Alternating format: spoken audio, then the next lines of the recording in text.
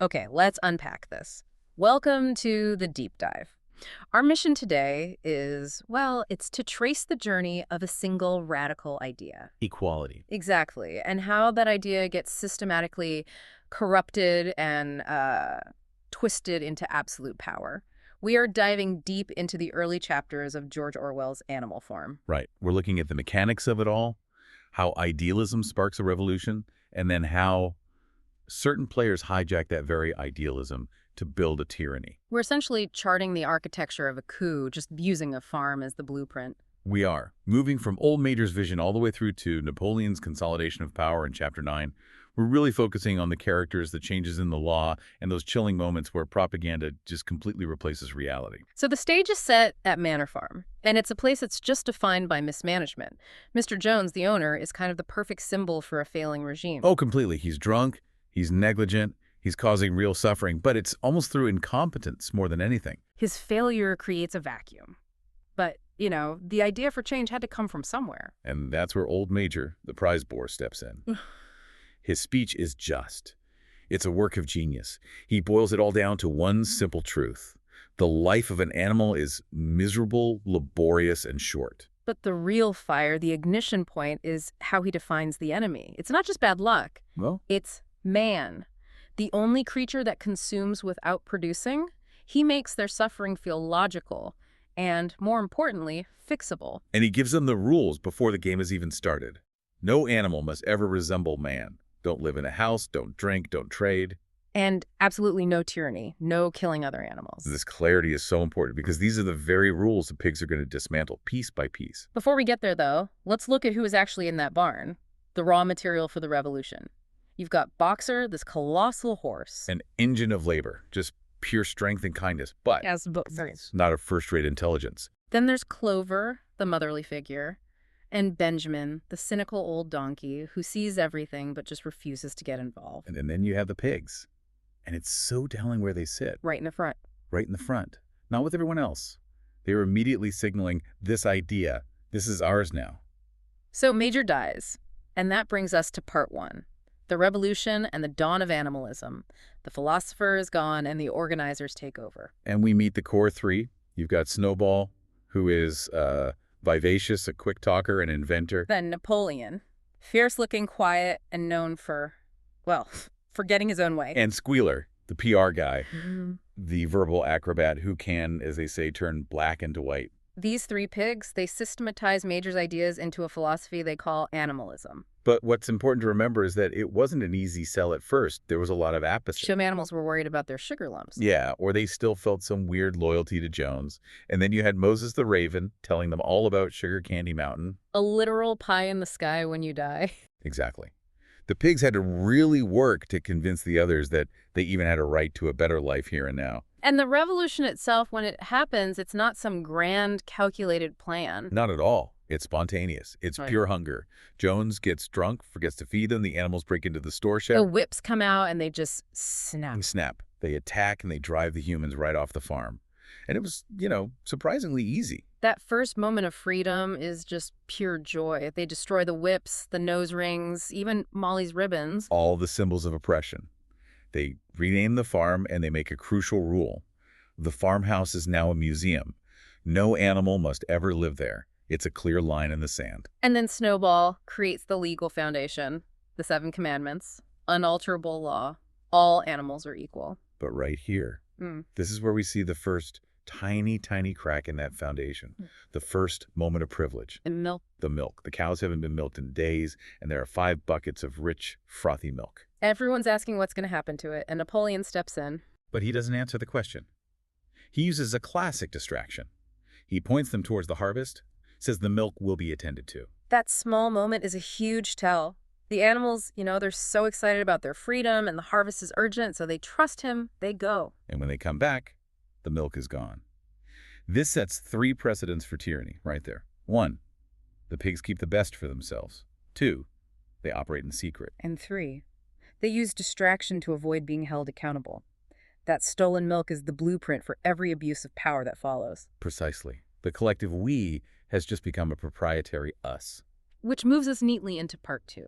the golden summer, and the rise of factionalism, because at first the system really seems to be working. It does. They bring in the biggest harvest ever and faster than Jones ever did. And this success is built almost entirely on the back of Boxer. His whole answer to everything becomes his first motto: I will work harder. He's the perfect worker, from the pig's point of view. As long as the strongest member of the working class believes that more self-sacrifice is the answer, the leaders can just keep taking. But that education gap starts to widen almost immediately. The pigs can all read and write perfectly. Most of the other animals struggle. Boxer never gets past the letter D. So Snowball, in an attempt to help, tries to boil everything down into one simple phrase for the stupider animals. Which gives us the most famous line from the book. 4 legs good, 2 legs bad. It's a strategic simplification, isn't it? It's a weapon. It reduces complex ideas to a chant. It's designed to stop critical thought. The sheep especially just pick it up and bleat it endlessly, drowning out any real debate. And that intellectual gap fuels the political split. Snowball versus Napoleon, they disagree on everything. Everything. From what to plant in a field to the retirement age for animals, the farm is splitting into 2 camps. This all comes to a head with the windmill debate. Snowball, the idealist, has this grand vision. Electricity, machines, and the ultimate prize. A 3-day work week. His vision is about the future. Napoleon's is about the present. He couldn't care less about the windmill. He argues for more food right now. His slogan is, vote for Napoleon and the full manger. This debate is really the last breath of democracy on the farm. And Snowball's eloquence is winning. The animals are captivated by the idea of a 3-day week. And this is when Napoleon realizes that arguments and speeches, they don't matter when you have force. He lets out this high-pitched whimper, and these 9 huge dogs, the puppies he'd secretly raised, burst into the barn. And they chase Snowball right off the farm. It's a violent, terrifying coup. The parallel is chilling. The dogs wag their tails for Napoleon just like they used to for Jones. The structure of oppression is identical, only the face at the top is changed. Napoleon's very first act is to abolish the Sunday meetings. No more debates, period. And Squealer is immediately sent out to spin it. His justification is just. It's pure gaslighting. He doesn't say Napoleon wants power. No, he says leadership is a deep and heavy responsibility. He makes it sound like Napoleon is making a great sacrifice for them. And then he pulls out the ultimate weapon, the one question they can't answer. Surely, comrades, you do not want Jones back. And that's it. Game over. By invoking that past terror, he justifies the present one. And Boxer, who just wants stability, adopts his second, much more dangerous motto. Napoleon is always right. Then comes the final twist. Napoleon announces that the windmill is going to be built after all. Squealer explains this away not as a lie, but as tactics. He claims the plans were Napoleon's all along, that he was just pretending to oppose them to get rid of the dangerous Snowball. It's an incredible lie, and it's critical. It shows them that not just the laws, but history itself can be rewritten at any time. Which brings us to part 3, the erosion of the commandments. The windmill needs materials, so Napoleon announces they'll start trading with humans, with a solicitor named Mr. Whymper.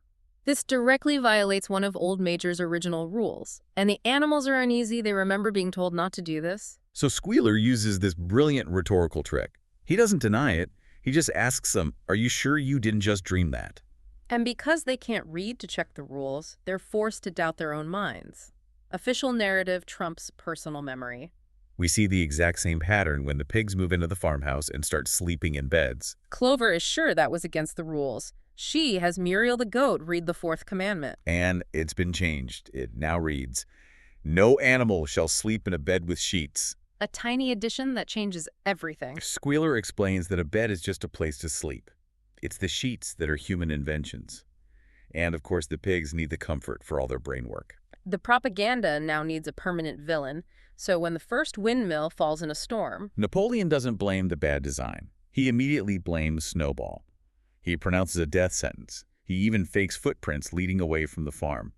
Snowball is now the scapegoat for every single failure. This escalates from lies to real violence during the winter food shortage.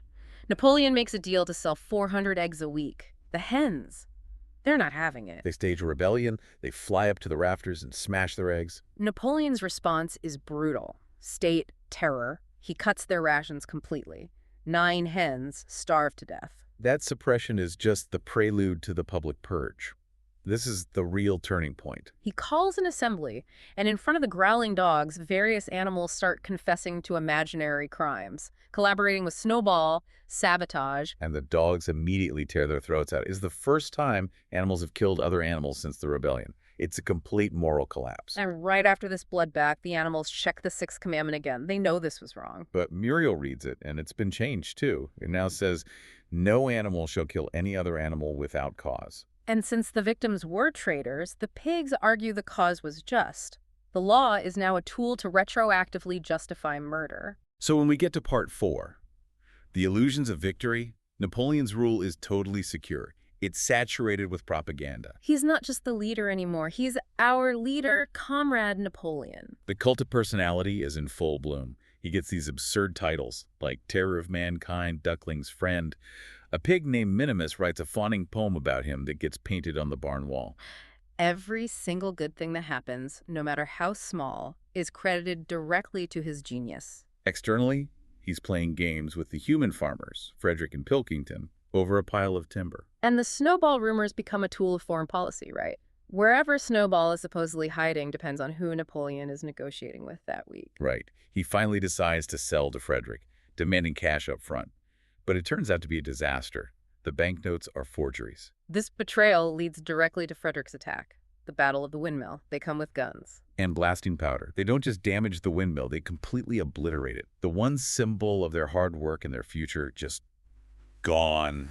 The animals fight furiously and drive the men off, but they're battered and bleeding. Boxer is seriously wounded, and he asks the crucial question, what did we actually win? And Squealer gives him the ultimate state-sponsored definition of victory. They didn't win anything tangible. No, they won back every inch of ground. He declares it a great victory. The gun is fired. The narrative of triumph completely overwrites the reality of destruction that's right in front of their eyes. Then comes the whiskey incident. The pigs find a case of it in the cellar and get roaring drunk. The next morning, there's a crash. The animals find Squealer sprawled on the ground next to a broken ladder and a pot of white paint right by the 7 commandments. A few days later, they notice the 5th commandment has been changed. He now reads, no animal shall drink alcohol to excess. They literally rewrote the law to excuse their hangover. By chapter 9, the new class structure is complete. Rations are readjusted, which is Squealer's word for reduced, for everyone except pigs and dogs. The pigs get new privileges. They get the right of way on paths. They get to wear ribbons. Napoleon, the only candidate, is elected president. The farm is now a republic. And the final, maybe saddest moment is the loss of hope. The animals are mournfully singing Beasts of England, their revolutionary anthem. Squealer stops them. He announces the song is abolished. Why? Because the rebellion is over. It's completed. They've already achieved the perfect society, so the song is redundant. They are stripped of their history and their hope, and it's replaced with a new, meaningless song about how great Animal Farm is. The journey from idealism to tyranny is complete. So this whole deep dive, it really shows us the step-by-step process. The tyranny succeeded because of 3 key things. First, exploiting illiteracy. Second, constantly using the fear of the past, the threat of Jones coming back. And third, the strategic, relentless rewriting of history through Squealer. What's so fascinating is seeing how that narrative control is powerful enough to override what the animals are physically experiencing. They feel the hunger. They see the windmill destroyed. But Squealer's numbers and Napoleon's authority convince them that somehow things are better than they used to be. And the tragic engine that lets the whole system run is Boxer. His simple blind faith, his 2 mottos, I will work harder and Napoleon is always right.